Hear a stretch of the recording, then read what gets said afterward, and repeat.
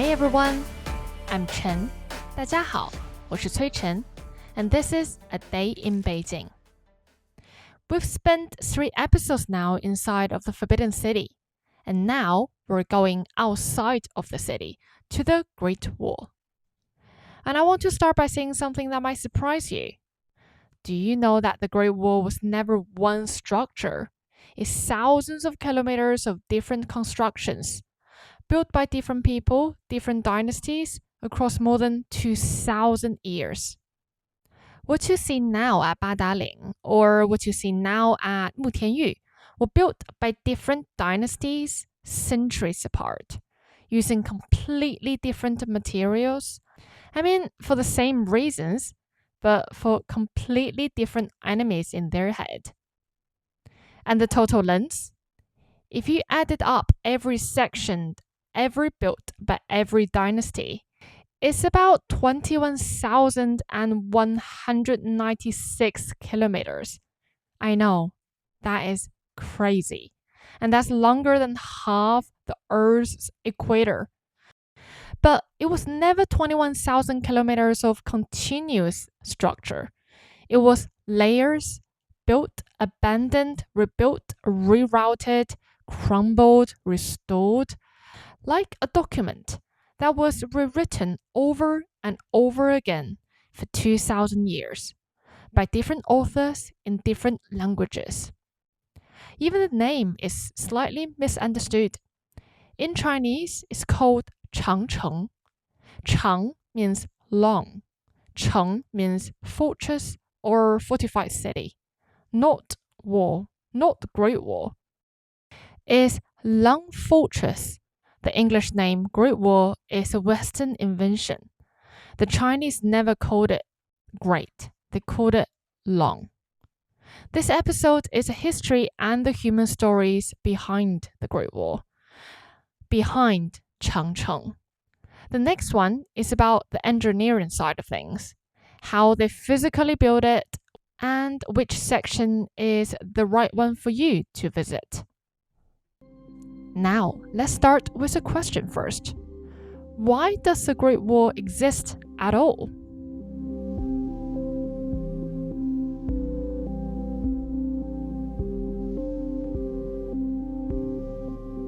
Two completely different worlds. To understand the Great Wall, you first need to understand China's geography. Because the Great Wall sits between two different ways of life. On one side, farmers. On the other side, riders. South of where the wall stands, Zhongyuan, the Central Plains. This is a Yellow River Valley. If the Forbidden City is a political heart of China, the Central Plains are the civilizational heart. This is where Chinese agriculture began, where the first dynasty rose, where Confucianism and Taoism were born, where the food was grown that fed the whole empire. It was also the center of Chinese art, philosophy, and governance.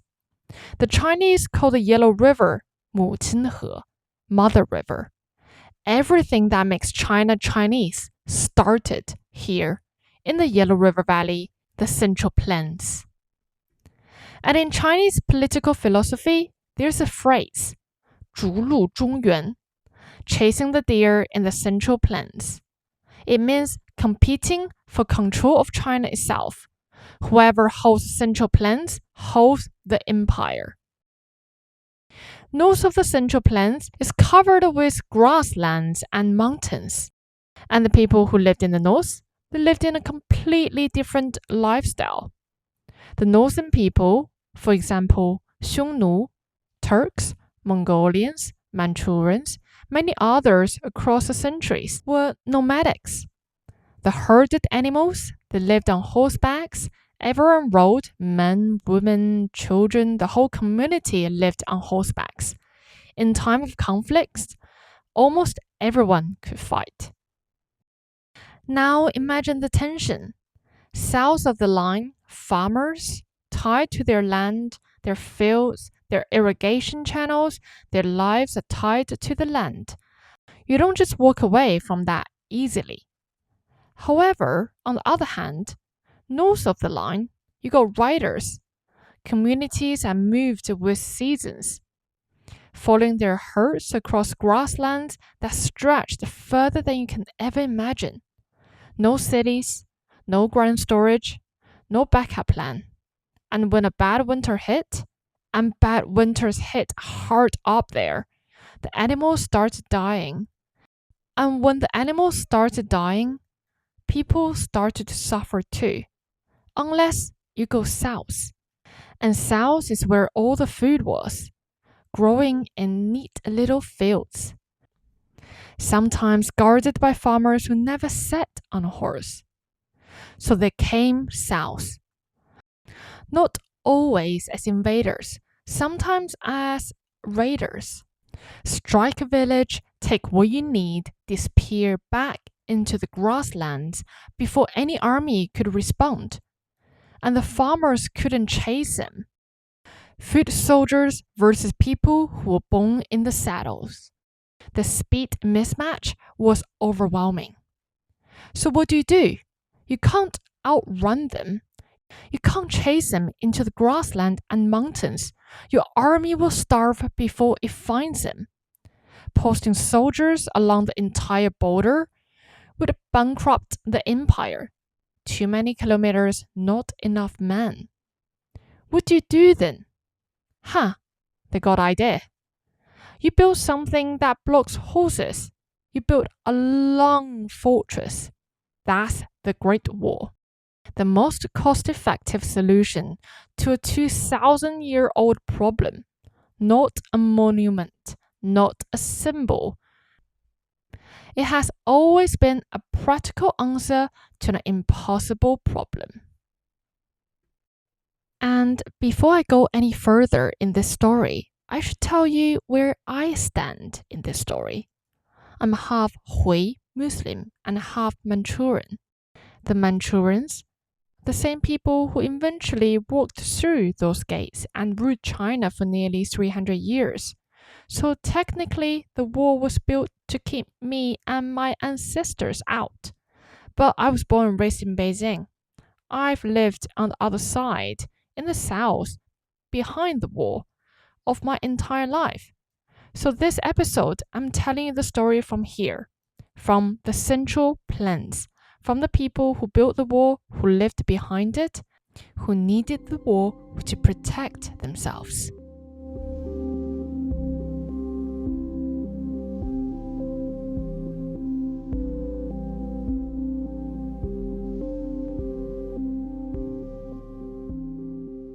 How it all started, 秦始皇.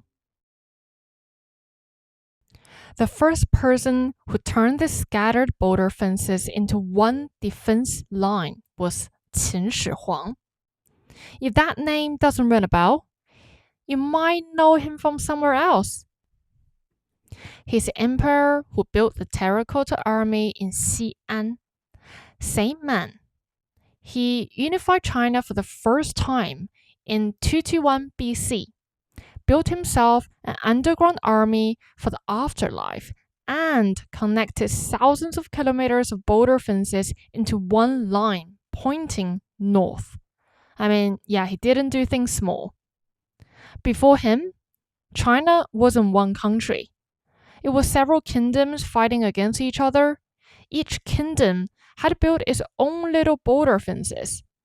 Some against the northern nomads, some against each other. When Qin Shi Huang conquered them all, he had a problem. The northern nomads, the Xiongnu. They were raiding the frontiers and the villages constantly. So Qin Shi Huang sent his general, Meng Tian. He sent Meng Tian north with 300,000 soldiers. Their mission: push the Xiongnu back and connect the existing northern fences into one continuous line. At its peak, the workforces may have reached 1.5 million people. Soldiers, farmers, prisoners. It took them 9 years. Layers of dirt packed down hard between wooden frames, over 5,000 kilometers, and the human cost was staggering. And this is where the most famous Great War story comes from, 孟姜女. Here's a version most Chinese people know.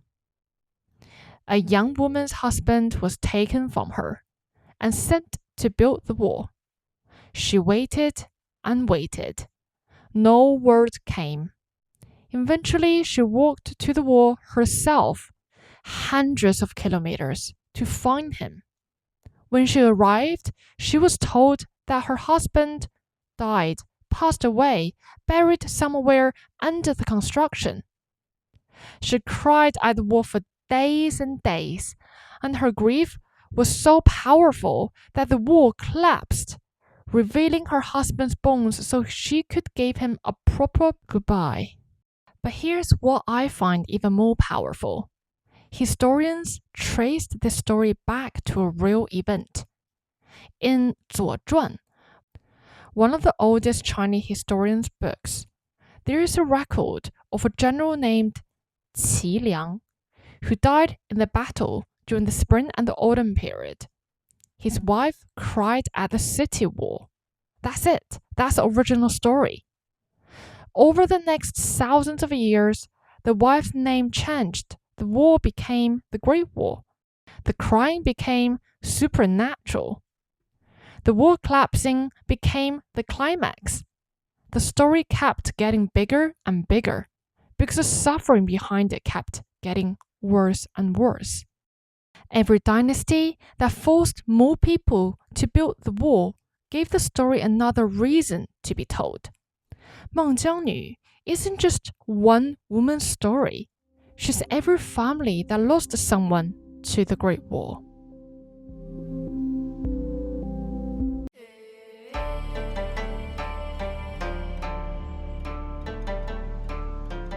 Why the Han Dynasty pushed the war to the west.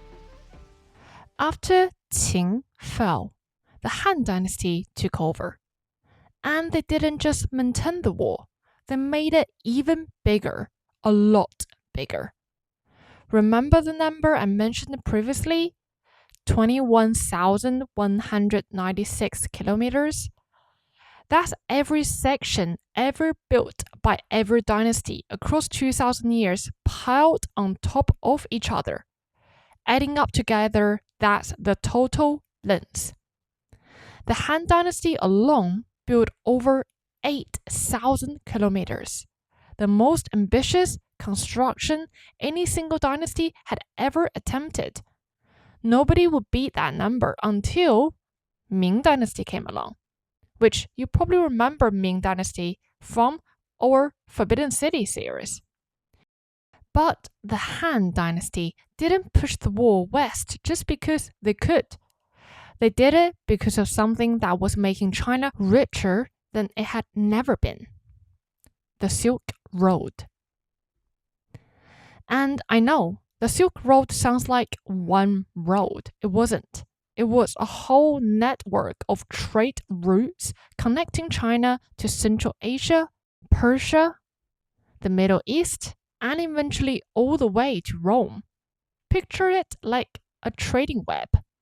Dozens of paths through mountains, deserts, and oasis towns, all carrying goods in both directions. Silk, porcelain, tea, and spices heading all the way to the west. Gold, horses, glass, wool, and gemstones coming all the way to the east. This trade made China extraordinarily wealthy. But it also created a massive problem because the routes run through exactly the kind of open, exposed terrain where raiders thrived. Merchants carrying silk and gold across grasslands and deserts, that's not trade, that's a target. So the Han Dynasty extended the wall to protect the traders. And this is where the Great Wall stopped being just a military thing. It became a custom border. Goods were taxed on the passes. There was even a registration system. Merchants had to be documented. The Great Wall was managing the flow of wealth, not just blocking enemies anymore. The western end of the Han Great Wall was called Yumen Guan, the Jade Gate. Yu means jade, Men means gate, Guan means pass. All jade coming from Central Asia passed through here. This was the border. Beyond it, it was desert, mountains, and the unknown. A Tang Dynasty poet, Wang Zhihuan, wrote a very famous line for this place. 春风不度玉门关. It means the spring breeze does not cross the Jade Gate. Beyond here, even nature stops. It means beyond here, you're on your own. The Silk Road is one of the most extraordinary stories in human history, and it deserves its own episode, and we will cover that. But for now, the point is this. The Great Wall and the Silk Road needed each other. Without the wall protecting the route, the trade probably wouldn't have survived. And without the Silk Road making China wealthy, nobody would have had the money to keep building the Great Wall. They fed each other for centuries.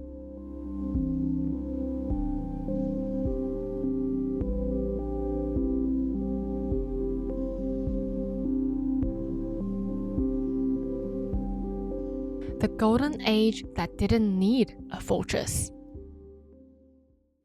After the Han Dynasty, various smaller dynasties maintained and rebuilt different sections of the wall across several centuries.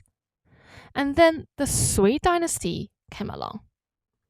Between 581 to 618, and Sui did something really extreme.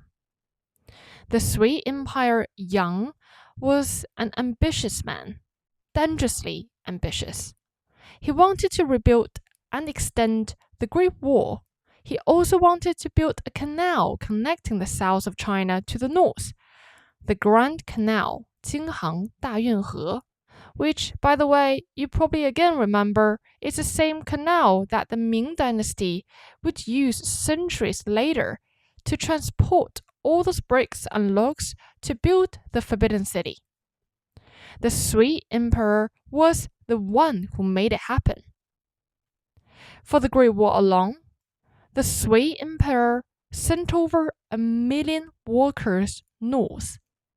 Historical records estimated that 500,000 of them died.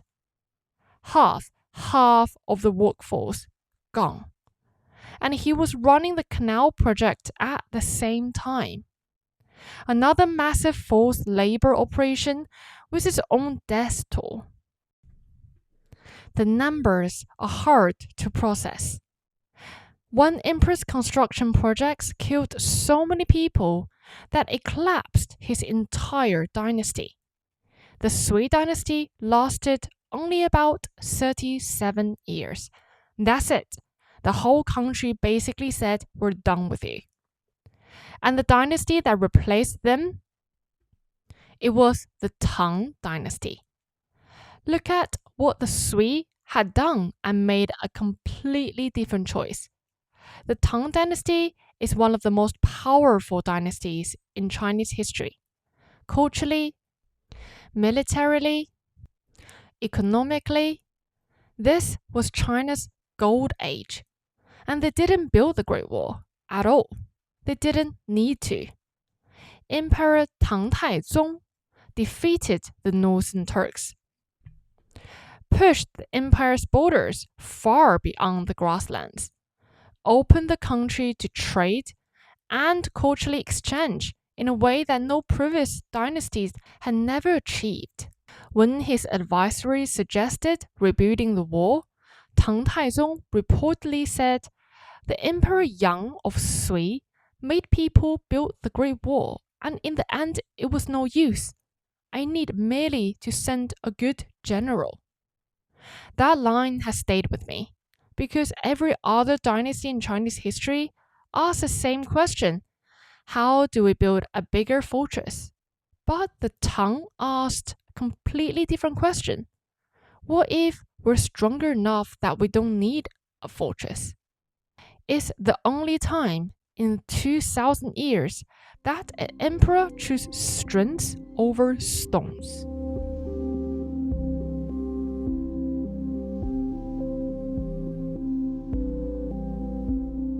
The Ming Dynasty. 276 years of being afraid. Okay, let's now fast forward to about 1368, the Ming Dynasty again. It was Han Chinese ruling China again, after a century of Mongolian ruling under the Yuan Dynasty. And the Ming had a problem that no previous dynasty had faced in quite this way.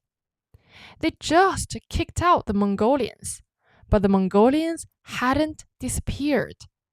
They retreated back to the north, beyond the grasslands, and they wanted China back. The threat of a Mongolian return was real and constant for the entire life of the Ming Dynasty. And then the Yongle Emperor, the same man from our Forbidden City series who stole the throne from his nephew, made a decision that raised the stakes even further. He moved the capital to Beijing. Right at the northern frontier, the most powerful seat of government in the world, sitting practically on the doorstep of the people most likely to invade. So the Ming Dynasty didn't just maintain the wall, they rebuilt it from the ground up, stone and brick instead of old rammed earth, wide enough for troops, horses, and supply cars to move along the top. Not just a barrier, but a highway. It was thanks to a military engineer called Qi Jiguang, who turned the Great Wall into a permanent military base. And here is what makes the Ming Wall different from everything that came before it. Earlier dynasties built the wall and stationed soldiers nearby, in garrison towns behind the line. You did your patrol, you went back to the camp. The Ming couldn't afford that. The threat was way too constant. The gaps between patrols were gaps the Mongolians could exploit. So for the first time ever, soldiers had to live on the Great Wall itself. The Ming built watchtowers every few hundred meters, 2-3 stories high, ground floor for weapons and supplies, upper floors for sleeping. 30 to 50 soldiers per tower, not visiting, living, eating, sleeping, freezing on a mountain for months, sometimes years. The Great Wall wasn't just a defense line anymore, it was their home. And they never stopped building, because the threat never stopped. First, it was the Mongolians trying to return. Then it was Mongolians from the west who actually captured a Ming emperor in the 1449. Imagine that. The most powerful person in the whole country was taken prisoner by the exact people the war was supposed to keep out. After that, the paranoia went through the roof. Then it was the Manchurians rising in the northeast, who would eventually become the Qing dynasty, overthrow the Ming, and establish the last dynasty in Chinese history. 276 years of construction wasn't ambitious. It was survival. Every decade brought a new threat from a new direction, and every threat meant more stones, more bricks, more soldiers sleeping on the Great Wall. What you see today at Badaling, Mutianyu, Jinshanling, and Sima Tai, That's all living proof of the Ming Dynasty being frayed for 276 years straight.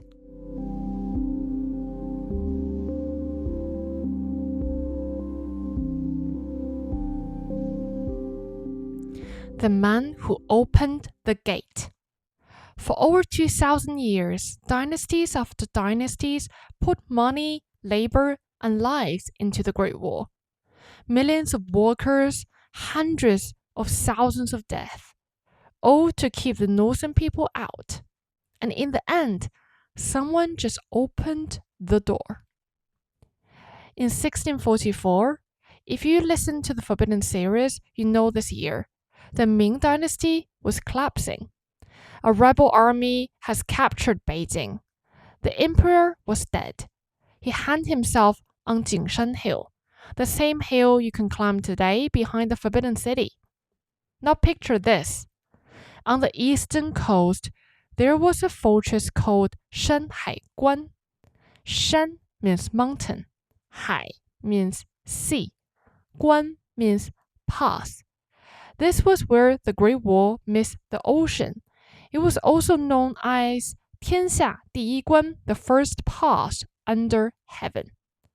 If this gate holds, the north stays out. If this gate falls, Beijing is wide open. And then the man holding this gate was General Wu Sangui. He had a choice. The rebels had taken Beijing from the south. The Manchurians, powerful people from the northeast, were already waiting on the other side of his gate. He's stuck in the middle. 2 enemies, 1 fortress.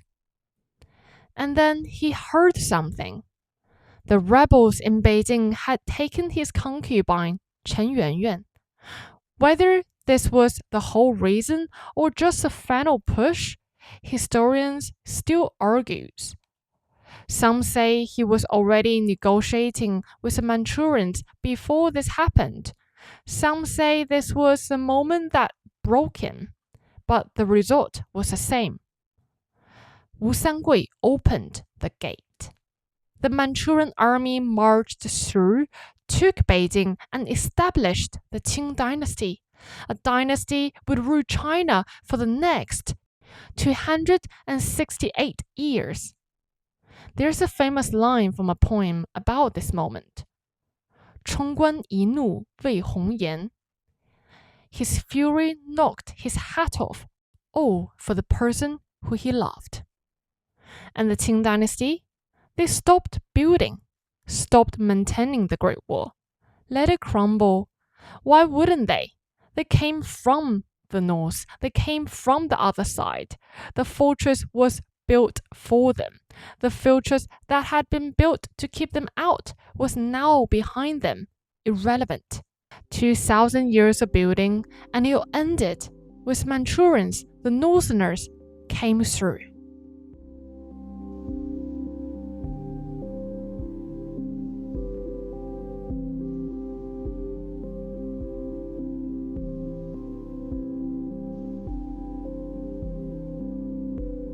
Before I close this episode, let me share a few things I had wrong about the Great Wall. I grew up believing you could see it from the space. Every Chinese kid was told that.